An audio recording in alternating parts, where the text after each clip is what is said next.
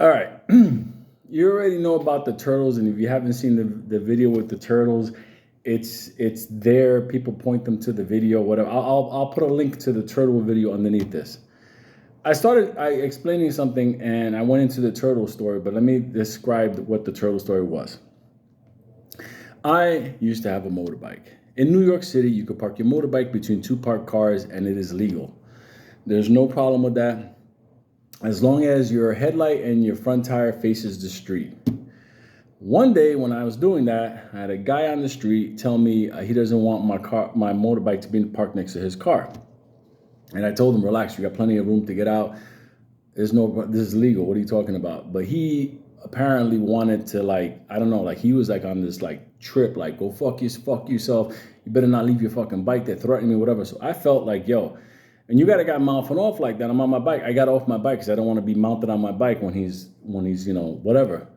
So now I think he took that as a sign like I'm challenging him. So he tried to do that like face to face, chest to chest shit, and I don't do that shit. Whatever, it doesn't work with me. You get into my little circle, space, bubble, whatever. We're going to war. So sure enough, the second he came close and he put his hands on me, it was judo time. It was like literally like slammed on him. I landed on him. Like it was violent. In judo, Tachiwaza, we train for it. Like people go to the Olympics. It's fast. We get your hands on it. It's like like we slam people fast because judo matches are over like in seconds.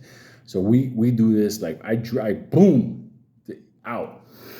So I got my knee on his chest. I'm still holding him. I got him on the ground. He's there like and I'm like, oh yeah, that feel bad, don't it? But anyway, so cops come arrest me because I'm like on top of this fucking guy. I don't want to hurt him. I just don't want him to hurt me. I just got him pinned down because people get stupid over parking spaces. So cops take me into the 24th precinct, and second I walk in there, they're like, take him to central booking. Like they put me on the wagon and took me downtown. So I'm on the wagon, like leaving my neighborhood, like in the back with all the misfits in the back. The guy, they took him to St. Luke's Roosevelt Hospital to get checked out. Okay, so I don't know if they were arresting him or what, whatever. They were taking him to St. Luke's. That's all I heard. So I go down to central booking, and basically, central booking, they put you in the holding cages, and I'm like, okay, no big deal, like whatever, I'm here. People ask me, what you in for? What you in for? I got in a fight over a parking space, which is very common in New York City. People throw hands over a parking space all the time. So I thought, whatever, I'll see the judge back and forth. If anything, I'll get bond, bail, whatever you call it, and I'll come back in a couple of days and stuff will be dismissed. Or I'll catch some stupid misdemeanor. They'll have me in the park community service cleaning leaves or talking to old people in a nursing home, whatever it may be. But I thought it was going to be over. So I'm in central booking, and I noticed that the first day goes by and multiple hours, and I see people going to court to see the judge for bond hearing, but I'm not going. And I'm like, what the fuck is going on? And all of a sudden, I asked the CEO, the correction officer, like, yo, what's up? When they going to call me? And he said, what's your name? And he shows me the list, and I point that at the list, and he goes, let me see. When he goes to go take a look, see what it was like, yo, you're going to Rikers. Judge already signed the paper. There's no bond hearing for you. I'm like, what are you talking about? I still got to go see the judge. You go, yeah, but you're going to see him in a couple of 3 days, 3 days, whatever. It's like that. They keep you in that cycle. But you're going to Rikers. You're not getting a bond hearing. I'm like, over parking disputes, like whatever. And he's like, yo, He goes, your victim's dead. I'm like, victim? What victim? Who's dead? It was one of those things. And they were like, what's your name? I'm like, last name Bravo. Like, yeah, Bravo, he's dead. Your victim's dead. I'm like, Louis A. Bravo? And he's like, yeah, Louis A. Bravo. I'm like, wait a minute, he was alive when I left him. And they're like, well, he's dead now. I still remember the guy's name, Joseph Randolph. And I'm saying, how can this, like I slammed him, I get it, but he was a big, black, crazy Jerry Curl looking like, he looked like last Friday, what was this guy's name? T-Bo, like, the crazy one with the eye twisted. I'm like, I know it hurt him, I know it banged him up, probably could have fractured his shoulder, but no way he's dead. They didn't care, Bravo, he's dead, you're going to Rikers. I'm like, so all of a sudden, everybody in the cell with me, in the holding cell, they were like, they moved to the side because I went from like a regular thing to all of a sudden like, yo, that dude's a murderer. Like it was one of those kind of stories. Like, it was like weird. So everybody moved to the side, and I'm like, oh shit. So like about an hour later, they're moving people that are not going to go to see the judge. They're going to go to Rikers, to the holding unit. So all of a sudden, like, they take me, like, line up. Everybody's handcuffed, and you're going through the fucking line. And I'm like, how the fuck did this motherfucker die? I left him alive, like, for real. So it doesn't matter when you're on the big white bus with the caged window, and all of a sudden you're on that bus, driving by all the normal New Yorkers like that. Hi, goodbye. And you're leaving Manhattan, and you're heading out to Rikers Island. And you're walking, you're going through that sign, you're going into Rikers. And it doesn't matter, alive, innocent, guilty, whatever. When you're going in, you're going in. And your brain got to change. So you got to go through the cycle part of it. The cycle part of it is like weird because you're going from one place to another, one cell to another cell with a bunch of other people, and you're doing the medical exams, all kinds of stuff. Are you suicidal? Do you want to kill people? Do you do this? Do you do that? All kinds of weird, crazy type whatever. And then finally, they give you your bed sheet, your towel, your toothbrush.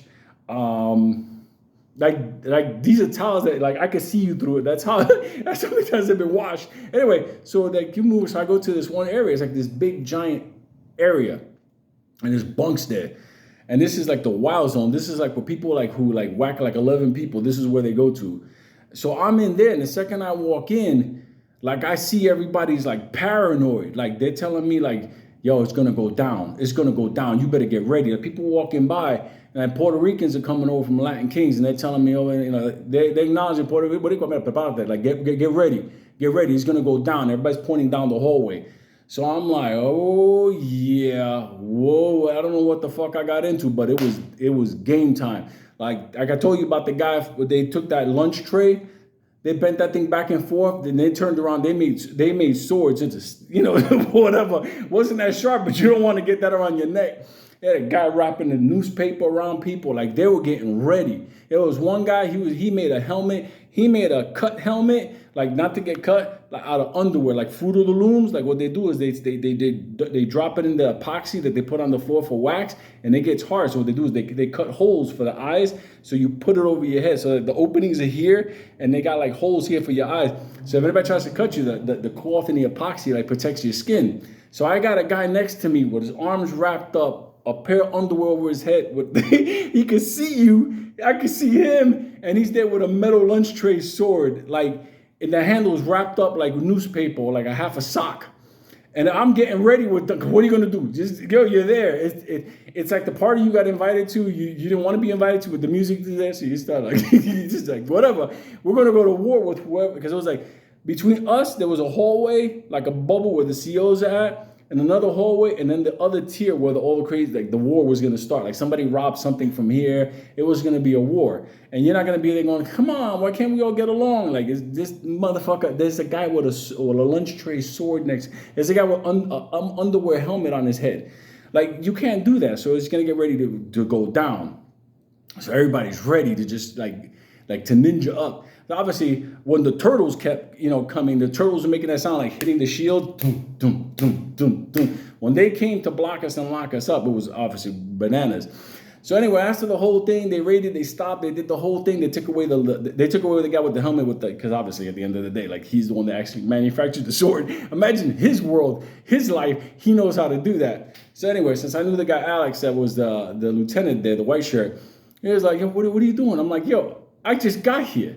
Like, for real, it's like the sword was next to me, but I had no time to manufacture a sword. Like, so at the end of the day, they figured everything out. This is what happened.